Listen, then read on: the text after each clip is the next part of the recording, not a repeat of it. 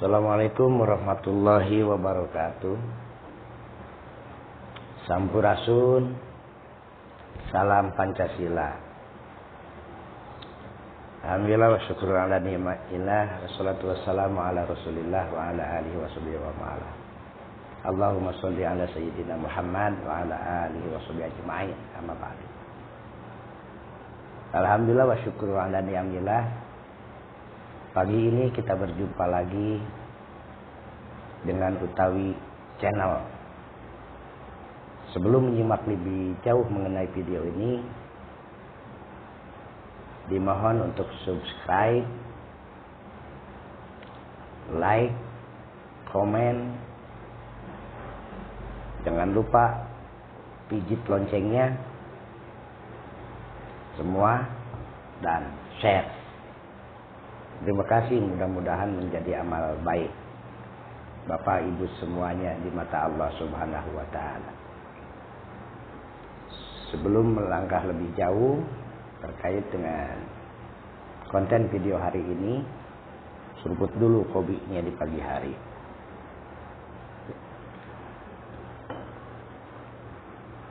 Konten kali ini saya akan berbicara mengenai Majelis Ulama Indonesia. Ini penting karena akhir-akhir ini yang namanya MUI, Majelis Ulama Indonesia, sedang menjadi viral, perbincangan di mana-mana. Baik di darat maupun di udara, di dunia internet. Mengapa MUI ini menjadi trending topik hari ini? Hal ini tidak lepas diawali daripada penangkapan tersangka 3 orang teroris yang salah satunya adalah pengurus Komisi Fatwa MUI Pusat. Ini yang menjadikan MUI heboh. Dari penangkapan salah seorang pengurus Komisi Fatwa MUI Pusat inilah kemudian muncul tagar. Ada tagar kami bersama MUI atau bela MUI. Ada juga tagar bubarkan MUI. Bahkan di Surabaya kemarin ada sekelompok orang yang mendeklarasikan kami siap jihad untuk MUI. Nah, oleh karena itu wajar ketika Gusmus, seorang tokoh budayawan, dengan satirnya itu mempertanyakan, jadi MUI ini makhluk apa sih? Gitu. Apakah dia ini ormas keagamaan? Apakah dia ini adalah ormas politik? Atau apakah dia itu instansi pemerintah?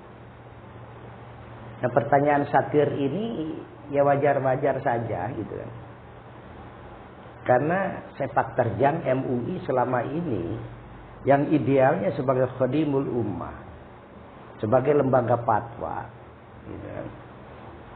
Jadi ternyata tugas pokok dan fungsi daripada MUI selama ini seringkali diseret-seret ke arah kepentingan politik tertentu. Ya misal zaman lalu ketika MUI membuat satu fatwa tentang penistaan agama oleh Ahok. Kemudian fatwa itu terus menggelinding sampai akhirnya Ahok jatuh dan dihukum. Dan tidak berhenti sampai di situ. Pasca kejatuhan Ahok, kemudian gubernur dipimpin oleh Anies Baswedan. Dan kelompok ini yang dulu membawa referensi fatwa MUI bahwa Ahok ini adalah penista agama, ya terus setiap tahun setiap tanggal 2 Desember selalu diulangi. Bahkan ada lembaganya, dilembagakan.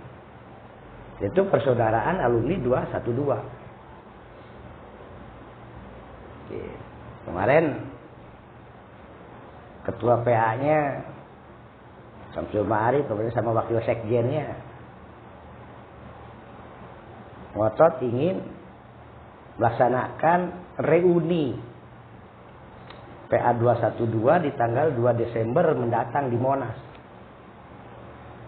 Dengan alasan menurut ketuanya untuk gerakan moral.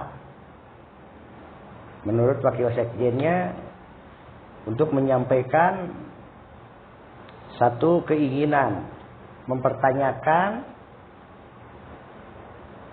bahwa Habib Rizik Syihab harus dibebaskan dan perlu ada transparansi pengungkapan terhadap korban penembakan Laskar FPI saat itu dan lain sebagainya. Allah alam, saya tidak masuk ke wilayah itu. Namun yang jelas MUI atau nama MUI hari ini itu menjadi trending topic pasca penangkapan salah seorang pengurus komisi fatwa di MUI itu sendiri. Bahkan lebih jauh, salah seorang pengurus wakil ketua MUI pusat, Kiai Haji Anwar Abbas, mencak-mencak tentang pembubaran MUI. Menurutnya, kalau logikanya itu MUI dibubarkan karena gara-gara ada pengurusnya yang disangkakan terlibat dalam jaringan teroris, kenapa tidak negara juga harus dibubarkan? Begitulah selorohnya. Karena apa? Karena argumentasinya Ki Anwar Abbas itu mengikuti logika orang yang menuntut pembubaran MUI. Tapi menurut saya logika ini agak kurang pas. Kenapa? Tidak bisa MUI sebagai lembaga swadaya masyarakat, ormas katakan keagamaan, tidak sebanding dengan Indonesia yang berkedudukan sebagai negara. Jadi tidak apple to apple perbandingannya. Sehingga kalau ada hipotesis logika, kalau MUI dibubarkan, maka Indonesia juga harus dibubarkan. Itu adalah logika yang tidak tepat, salah katakan. Karena tidak apple to apple antara organisasi MUI sebagai LSM dan Indonesia sebagai negara. Nah, pernyataan ini menjadi kontroversi di kalangan masyarakat. Kok ada ya, gitu kan? Seorang pengurus MUI yang memiliki jabatan sebagai wakil ketua memiliki pemikiran-pemikiran dan pernyataan-pernyataan yang liar dan tajam yang seolah-olah ingin melawan negara. Tetapi oleh pucuk pimpinan dari MUI itu sendiri, kenapa dibiarkan? Berbeda, saya mengingatkan dengan peristiwa masa lalu. Dulu ada yang namanya Kiai Haji Ahmad Isomuddin. Beliau ini dipecat atau diberhentikan oleh MUI karena gara-gara beliau menjadi saksi ahli di dalam kasus Ahok. Nah, tetapi sekarang ada pengurus MUI, wakil ketua, kemudian membuat satu statement atau pernyataan. Alasannya ini pernyataan pribadi, bukan pernyataan MUI.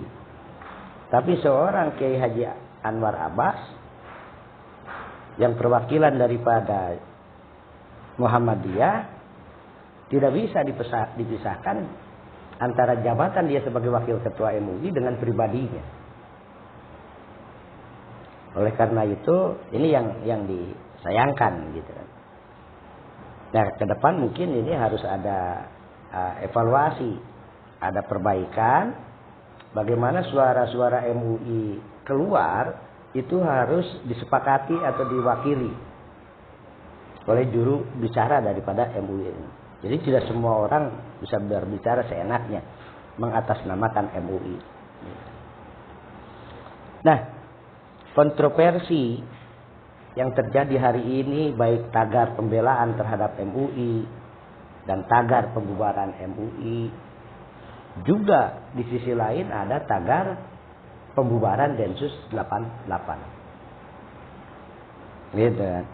Nah, bahkan hari ini kita mendengar ada kontroversi lain bahwa pemerintah DKI akan memberikan dana kepada MUI untuk membentuk cyber army MUI DKI.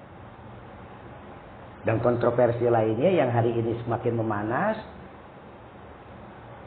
adanya upaya-upaya dari ex-FPI, ex-HTI dan lain sebagainya ingin melaksanakan kegiatan PA 212, Persaudaraan Alumni 212. Padahal menurut Kiai Ma'ruf Amin sebagai wakil presiden, persoalan PA 212 atau 212 yang dulu beliau menandatangani fatwa tentang pelanggaran daripada Ahok menistakan agama itu sudah selesai. Nah sekarang reuni ini terus ingin dilaksanakan tiap tahun.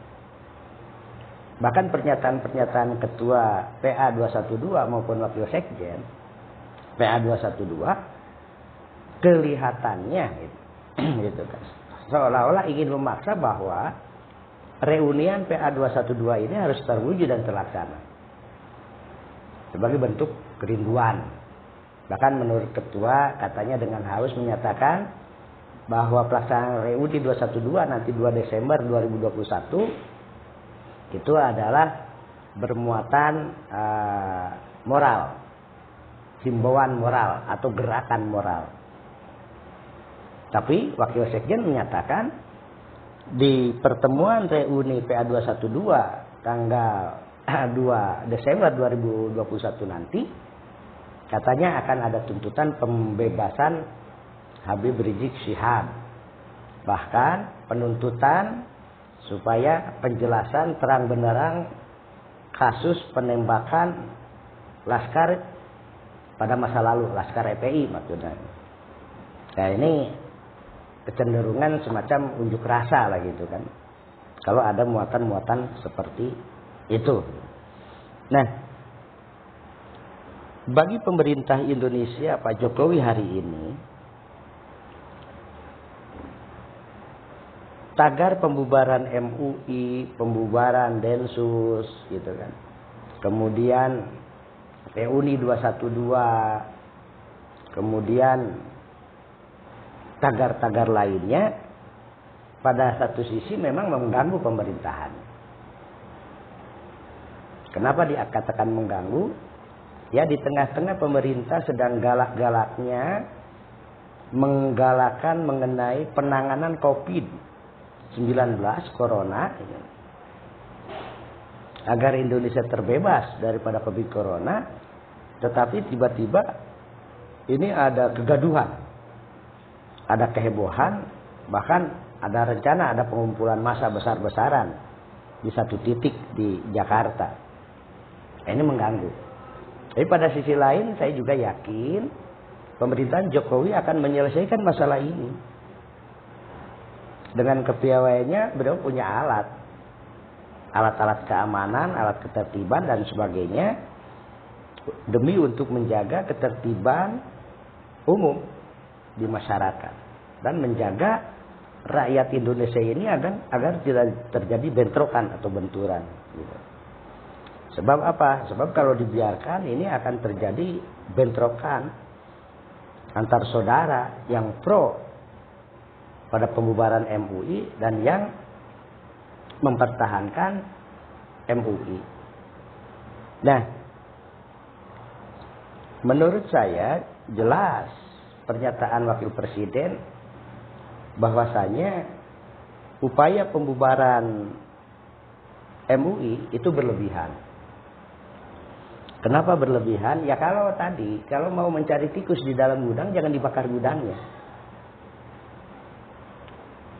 Jadi artinya bisa ada pembenahan ke depan dengan catatan, gitu kan?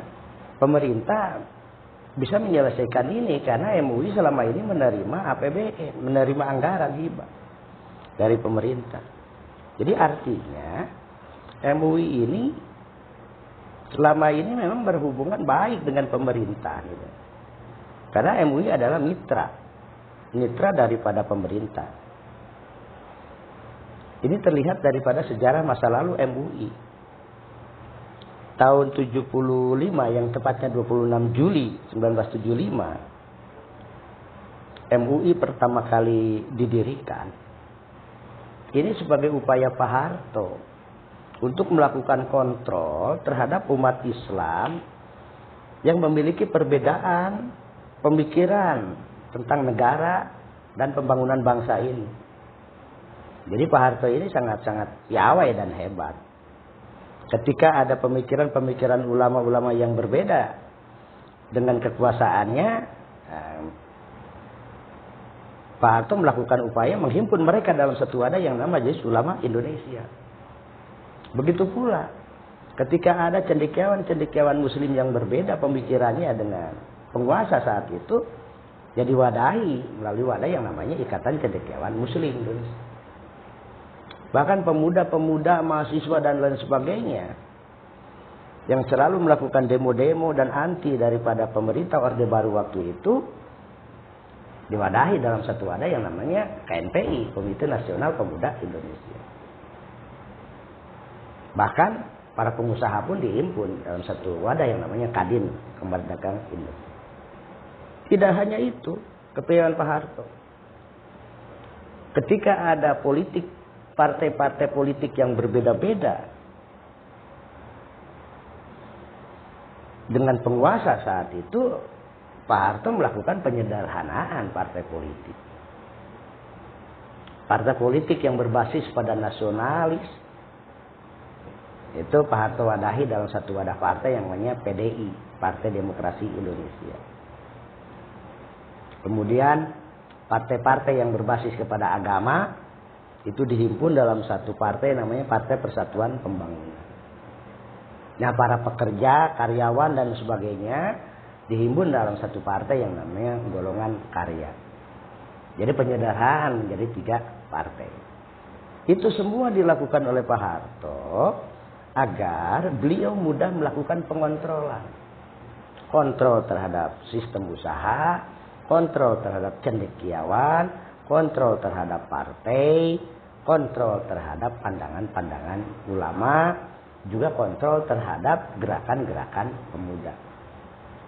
Nah, ini yang saya angkat topi dan salut kepada Pak Harto, sehingga selama kepemimpinannya sebelum jatuh pada Mei 1998, selama kurang lebih 30 tahun, stabilitas nasional memang terjaga di zaman Pak Harto. Karena saat itu yang berbeda-beda dengan Pak Harto itu akan diamankan gitu. Jadi itulah latar belakangnya kenapa MUI ini berdiri. Jadi di samping sebagai wadah legitimasi hukum fatwa bagi penguasa Pak Harto saat itu, juga MUI ini sebagai wadah untuk mengontrol pikiran-pikiran ulama yang berbeda-beda. Idealnya MUI ini kan sebagai khadimul ummah, sebagai pelayan umat, tapi sebagai juga pencetak atau pembuat dari fatwa itu sendiri. Nah, kehadiran MUI dari masa ke masa ini selalu dikuasai oleh 2 organisasi besar, baik itu Muhammadiyah maupun Nahdlatul Ulama. Buya Hamka yang memimpin MUI dari tahun 77 sampai 81, 4 tahun kurang lebih, dan mundur di tengah jalan, itu sebagai representasi perwakilan daripada Muhammadiyah. Kemudian pasca beliau diganti oleh Kiai Supri Gojali yang dari NU sampai tahun 83, dari 81, nah dari tahun 83 sampai 90 oleh Kiai Haji Hasan Basri. Ini agak netral. Nah, kemudian tahun 90 sampai 2000 dipegang oleh Kiai Haji Ali Yapi dari unsur Nahdlatul Ulama. Dilanjutkan kepemimpinannya oleh Ki Sahal Mahfud dari 2000 sampai 2014 juga dari unsur NU.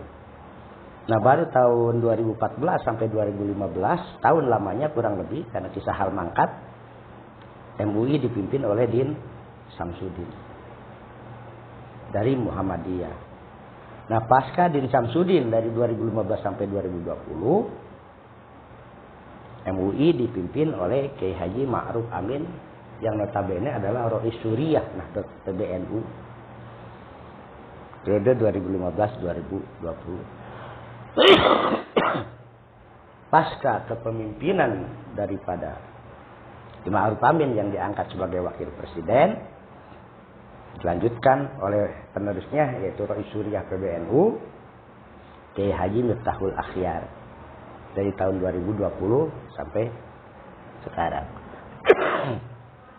Nah, artinya kepemimpinan MUI sejak awal berdiri tahun 75 sampai hari ini itu dikelola dan dipegang oleh dua kekuatan besar antara Muhammadiyah dengan Nahdlatul Ulama. Nah, namun demikian, anggota-anggota daripada MUI itu sendiri itu berasal dari representasi perwakilan-perwakilan ormas. Di sana ada Dewan Dakwah Islamiyah, kemudian ada PUI, kemudian ada Persis, dan lain sebagainya. Nah, di tengah kontroversi tagar bubarkan MUI dan tagar bela MUI, menurut saya atau pandangan saya, tidak mungkin MUI dibubarkan karena MUI sampai hari ini masih dibutuhkan oleh pemerintah sebagai mitra. Oleh karena itu, bagi mereka yang ingin membubarkan, hentikan provokasi membubarkan MUI itu sendiri. Karena apa? Kalau dibiarkan ini akan menimbulkan kontroversi yang akan menjadikan nanti terjadi gesekan-gesekan antar umat.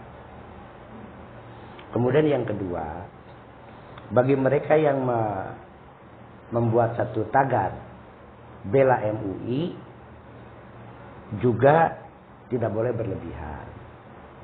Karena saya tahu mereka membela MUI ini bisa jadi orientasinya lain. Ini disebabkan karena adanya penangkapan tersangka teroris dari oleh Densus terhadap salah seorang pengurus komisi fatwa di MUI. Jadi bagi Densus sendiri tidak melihat seseorang itu apakah pengurus MUI, apakah dia umat Islam, apakah dia siapa atau siapa. Kalau sudah terlibat jaringan teroris, maka Densus akan melakukan upaya pencegahannya, gitu, melalui tindakan penangkapan. Jadi ditangkapnya pengurus komisi fatwa MUI, gitu kan? Itu bukan berarti Densus lagi menyerang MUI sebagai lembaga. Tetapi ini masalah yang bersangkutan secara pribadi adalah pengurus daripada JI yang disinyalir oleh Densus 88. Oleh karena itu, mereka yang toh-tohan membela MUI, kami bersama MUI, ya tolong hentikanlah. Hentikanlah di dalam kerangka cooling down bangsa ini yang sedang menghadapi musibah pandemi COVID Corona 19 yang belum selesai. Bantu negara ini dalam menyelesaikan masalah-masalah yang dihadapi hari ini. Jangan diperkeruh, jangan memperkeruh, jangan memprovokasi sehingga nanti akan menimbulkan perpecahan di antara umat. Oleh karena itu yang terakhir saya berdoa semoga bangsa ini terhindar dari perpecahan antar umat, antar bangsa, supaya Indonesia ini tetap jaya menjadi bangsa yang beradab, menjadi bangsa yang berhebat. Terima kasih, mohon maaf atas segala kekurangan. Wassalamualaikum warahmatullahi wabarakatuh. Jangan lupa subscribe, pijit loncengnya, like, comment, and share. Semoga menjadi amal ibadah. Terima kasih.